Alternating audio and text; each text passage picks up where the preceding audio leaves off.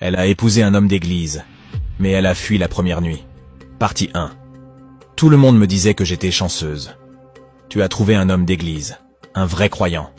Je souriais, sans savoir que je prendrais la fuite dès la première nuit.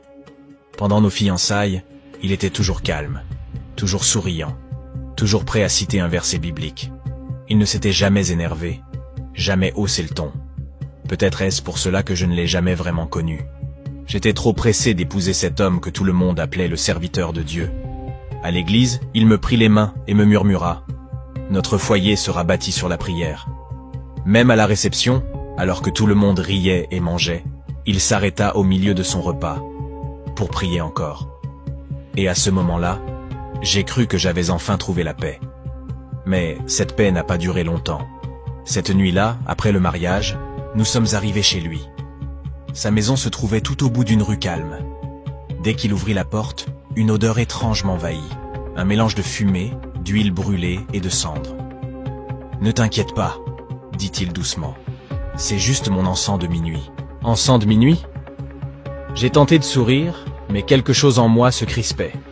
Je fis semblant de rien et le suivis à l'intérieur. Arrivé dans la chambre, je voulus m'asseoir, mais il s'écria brusquement « Non! Attends!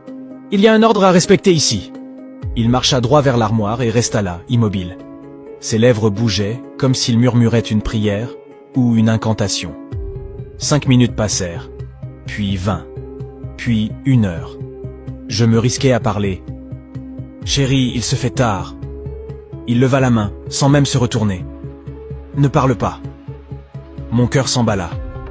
Et c'est alors que, par la fenêtre, je vis 2 silhouettes approcher de la maison. « Tu attends quelqu'un ?» demandai-je, la voix tremblante. Il se retourna lentement vers moi, sans un mot. À cet instant, quelque chose en moi murmura « Cours !» J'ai hésité. Puis j'ai entendu de nouveau cette voix intérieure, plus forte. « Cours maintenant !» Je me suis retourné pour fuir. Mais la porte d'entrée s'ouvrit avant que je ne fasse un pas. Et là, je me figeai.